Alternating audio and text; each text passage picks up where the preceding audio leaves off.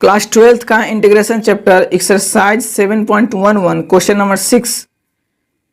देखिए यहाँ पे 2 से लेके 8 तक ये लिमिट है x-5 और ये मॉडुलस दिया हुआ है और यहाँ पे dx, यानी कि इसका इंटीग्रेशन करना है। तो आइए इसको सोल्व करते हैं। कैसे सोल्व करेंगे? यहाँ पे 2 से लेकर के 8 तक क्या दिया हुआ है, लिमिट दिया हुआ है।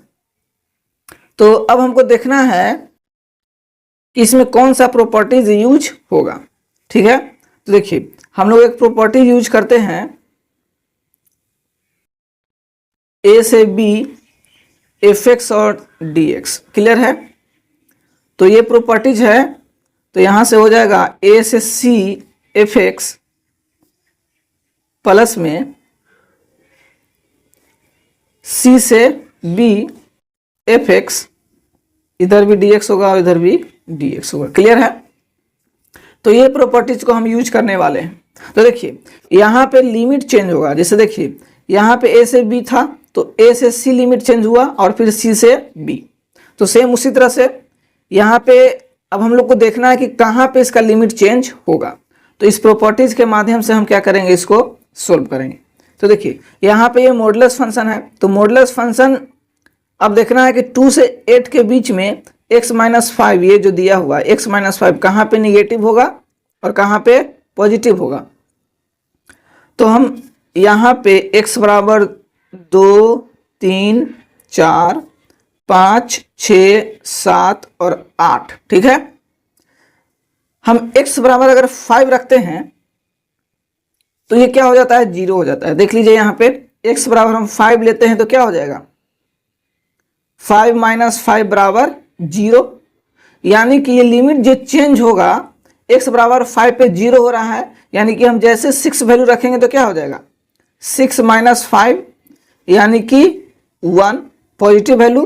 फिर अगर हम 7 रखते हैं तो 7 - 5 क्या हो जाएगा, पॉजिटिव वैल्यू 2। अगर हम 8 रखते हैं तो 8 - 5 क्या हो जाएगा, पॉजिटिव वैल्यू 3।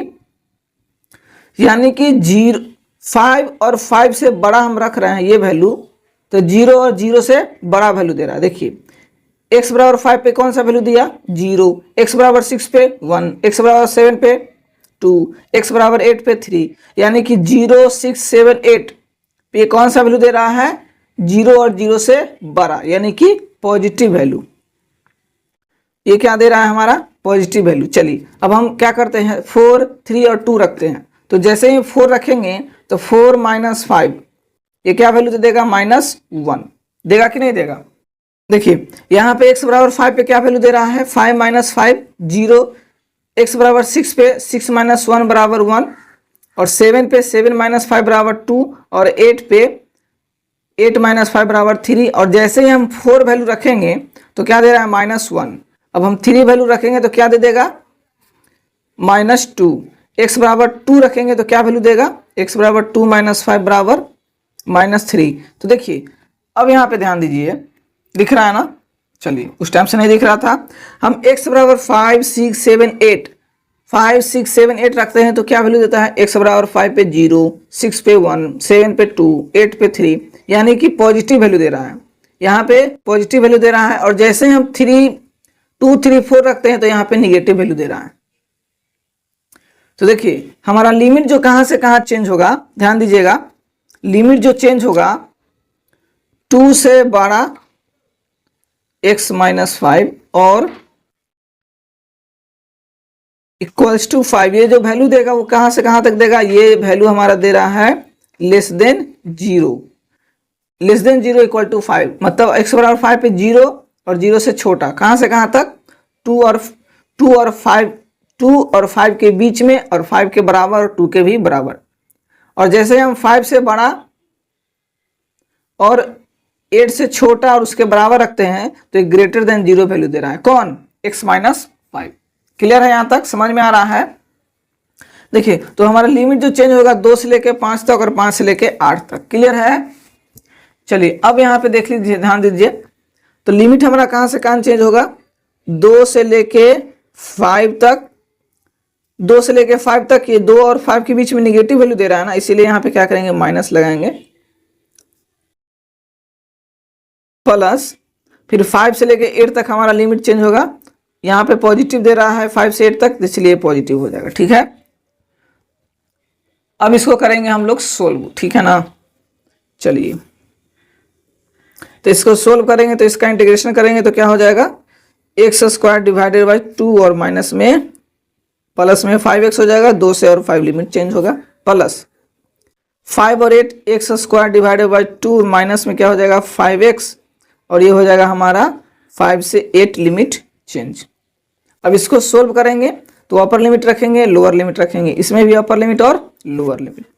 तो आइए इसको सोल्व कर लेते हैं। तो सबसे पहले अपर लिमिट रख के देखते हैं, किसमें, इसमें रखेंगे तो क्या हो जाएगा -25/2, और फिर यहाँ पे रखेंगे तो ये हो जाएगा 25, इसको ब्रैकेट बंद। अब लोअर लिमिट रखेंगे तो क्या हो जाएगा, माइनस में 4/2 और प्लस में हो जाएगा 10। क्लियर है। अब इसको देखते हैं, प्लस दिख रहा है, चलिए दिख रहा है, यहाँ पे रखेंगे तो हो जाएगा 64/2 और माइनस में 40, यहाँ पे लिख देते हैं। अब यहाँ पे हो जाएगा 25/2 और ये हो जाएगा हमारा माइनस में 25। क्लियर है। अब इसको सोल्व करेंगे और इसको सोल्व करेंगे, ठीक है ना। तो इसको सोल्व करेंगे तो क्या हो जाएगा 25/2 इसको, और यहाँ पे माइनस है और ये तो माइनस में 8 हो जाएगा, प्लस इसको सोल्व करेंगे तो यहाँ पे हो जाएगा -8 और यहाँ पे हो जाएगा प्लस में 25/2। क्लियर है, दिख रहा है। ओहो, चलिए ये आया हमारा, इसको सोल्व किए तो ये आया और इसको सोल्व किए तो ये आया। अब इसको सोल्व करेंगे तो क्या हो जाएगा 25 - 16/2 और प्लस में यहाँ पे हो जाएगा -16 और ये हो जाएगा 25/2। अब इसको सोल्व करेंगे, क्लियर है। चलिए, तो यहाँ पे हो जाएगा 9/2 और प्लस में 9/2। अब इसको सोल्व करेंगे तो 18/2 कटेगा तो यहाँ पे 9 आंसर आ गया। तो इस तरह से क्या करेंगे, हम इसको सोल्व करेंगे। आई होप आपको समझ में आया होगा। मिलते हैं नेक्स्ट वीडियो में। Thank you so much.